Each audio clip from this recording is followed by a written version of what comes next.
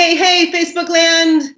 Coming at you again. This is Dr. Holly Lucille with another episode of Healthy Happens from Natural Partners Full Script Television. I'm really excited today because bringing back to the show, just such a wonderful guy, because we're going to be talking about CBD, the Farm Bill. It's back. What are some of the legal eases around it? Well, to do that, I've got Justin Prochnow. Let me tell the viewers just a little bit about you, Justin, because you have a very niche when it comes to your practicing of the law. You assist companies with regulatory, business, and legal needs in the beverage, food, dietary supplement, cosmetic, medical device, and over-the-counter industries. So, in my opinion, you're the perfect person for me to talk to about CBD, because I have collected some questions from not only my colleagues, but also patients just wondering what's up now that this new Farm Bill has passed. So welcome to the show. Well, thank you very much. Yes. I like to think of myself as someone who represents, kind of a wide range of products, but it seems like over the last 6 months, 75% of my time is talking about CBD and hemp. So, I do represent a lot of companies across a broad range, but it probably just shows the fervor over CBD that whether it's a juice company or a kombucha company or a cracker company or a chocolate company, they're all asking, can I do a line or a SKU of products with CBD in it? So it is the topic of du jour for sure. Yeah. Well, and for me as a naturopathic doctor, I liken it to just good old botanical medicine. I mean, from the World Health Organization, it's the number one utilized system of medicine in the entire world, plant medicine, botanical medicine. So, of course, we're talking about a plant that has some connotations around it regarding its components, THC being the psychoactive property, but we're talking about another component today, CBD. So let's get right to it. This is what I'm hearing all over the place from both patients, from my colleagues. This 2018 Farm Bill has passed. And true or false, has it made CBD legal in all 50 states? Yeah, it is probably the number one thing I deal with is I get these emails, and a lot of them are generated by companies, specifically in the CBD business that have let's put it this way, a vested interest in it being legal and no issues. And I would say it's less than certain that it's legal. And how about that for a lawyer answer? It's less than certain that it's. Could you be a little bit more vague? I'm wondering. I can. But let's put it this way. I mean, the Farm Bill was very important for a number of things. I mean, Obviously, number one thing is as long as it's derived from hemp or a derivative like CBD comes from hemp that has less than, I would say it's 0.3% or less certain that it's legal, then it won't be considered a Schedule I controlled substance. Excuse me. So that's a huge deal, because one of the reasons a lot of companies were staying out of it is the threat of the DEA showing up and seizing product and arresting people made a lot of people think twice about getting into the industry. And I know if I was the CEO, that'd probably be something, it's one thing, okay, product might get confiscated, but if people are potentially going to jail, maybe I'll think twice about it. So that really helped a lot. And it also helped with a lot of ancillary issues like payment processing, banking, transporting across state lines. I mean, all of those things, with the fact that as long as it's 0.3% or below of THC, the DEA won't be involved, helped a lot. But what the Farm Bill didn't do was it has no effect on how the FDA regulates CBD. So depending on who you ask, if you ask the FDA, they would say, no, CBD is not legal in all 50 states. In fact, it's not legal at all. And I usually talk about it more in terms of it being permissible or not than legal. And there's a little bit of a distinction between the two, I think. But the FDA would certainly say, no, we've said it's not permissible. We can talk about what the reasons for that are, but it's short of it being legal in all 50 states. All right. So Farm Bill did a bunch of stuff for us, which is great. It's progression. But what it didn't do is to assure that this is legal in all 50 states. So let me ask you this question then. I do want to know, why does the FDA take this position that CBD is not a permissible ingredient? Are they worried about safety? What are their concerns?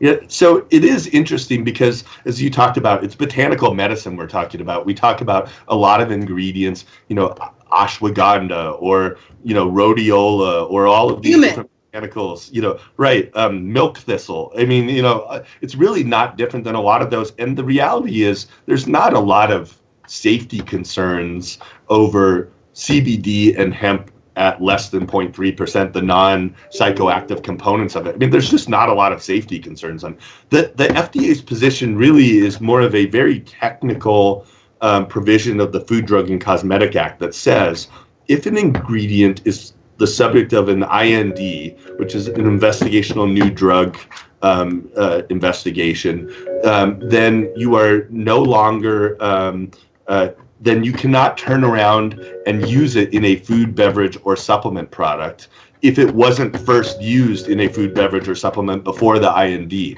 And the FDA has indicated this with some other ingredients like paracetam, which is used in some nootropics. It was investigated as a new drug, and the FDA says the same thing. You can't use it in a supplement because it was investigated as a new drug. And basically, the idea was to use it as a drug, and then people were like, oh, well, we should use it in these also. And they say that it can't be first generated as a drug and then go to food beverage. If it was already used in a food or beverage and then someone investigates it, then you're kind of grandfathered in. But the FDA says there's no evidence that people were using CBD as a food, beverage, or supplement prior to GW Pharma investigating it. And so just a very technical requirement. It says if that happens, you can't do it. And so that's really what they're relying on. It's not because these huge concerns over safety or other issues. It's just this very technical component. Wow, that's just interesting to know. And it's a great point. So, okay, big question. This comes up a lot. What is the difference between a CBD isolate that we've been talking about, okay, because there's many phytocannabinoids, versus full spectrum hemp, okay, and or broad spectrum hemp? What are we talking about there? I mean, the facetious statement would be letters. I mean, it's basically wordsmithing, because I find a lot of people that probably would call the same ingredient all three of those different things, depending on where they want to sell it. I mean, so we see a lot of what I would say manipulation of the way things are being called based on the fact that there is no express definition of these types of ingredients. So it's really up to the marketer of it as to how they're going to classify it. But, I'll say isolate is typically when it's a majority, if not all of it, being CBD. So like the ingredient investigated by GW Pharma was a 97 to 98% CBD isolate. So it's, substantially CBD with maybe some extra things in there, but overwhelming majority is CBD. I mean, in a standard, cannabis sativa plant, the naturally occurring amount of CBD is, 5%. I mean, it's relatively small, as you know. Excuse me. Some industrial hemps have been standardized and grown to have higher levels of CBD, but the general account is that. So when you're talking isolate, you're typically talking about really high amounts of CBD. Now, what some companies have done is promote a full spectrum hemp extract that might still be 95% CBD, but they're just saying it has all the other components of what would be a standard hemp thrown in there. They're synergistically together. Correct. Like, terpenes and CBN and the other components that would be in a naturally, produced hemp product. The problem then becomes, is it really factually accurate to call something a full spectrum hemp extract when it's really 98% CBD and just a smattering of those others in there? I mean, is it somewhat disingenuous to call it full spectrum hemp? And I think probably, but there's also not a lot of rules on that right now. So that's what a lot of people are doing, more so to stay under the radar of the kind of the focus of the FDA and other regulatory people on CBD is bad, but hemp extract is not as big of an issue. And then quickly, broad spectrum would just be, some of the components, but not necessarily all of them. It might be, again, a 95% CBD, but it's just CBD and terpenes as opposed to the sprinkling of all of the components in there. Yeah, also interesting points, and I appreciate them so much. But I feel like as I go on and have conversations with colleagues and patients, I want to push for more clarity so people can go, okay, this is just good darn medicine. We're going to use those medicinal components. But it's interesting the way that the FDA is viewing it, what the Farm Bill did or didn't do, where we're still having some, I think, marketing slants and manufacturing slants perhaps that are creating the confusion. So we'll keep it high level and keep talking about what the truth is and how this can actually just be very helpful when it comes to clinical outcomes, because that's what I'm most concerned about. So I guess, another point, what's the biggest risk of people selling CBD products? So we know, obviously, the FDA has said they don't think it's a permissible ingredient, but I think we talked about it on the last time I was on. It's a little bit different than there being a law that says, you can't sell a supplement with ephedra. So if you do it, you're violating the law. With CBD, it's basically the FDA's opinion and interpretation where they've said, we think it's not allowed based on this, but we view that as a little bit different than, hey, you're not allowed to do this. And so if you do it, this is what the FDA thinks, but there's ways to poke holes against that. To me, the bigger risk is not the FDA, it's individual state departments of health taking action in various states. We talked about California issued a policy that said, hey, no CBD in foods or beverages.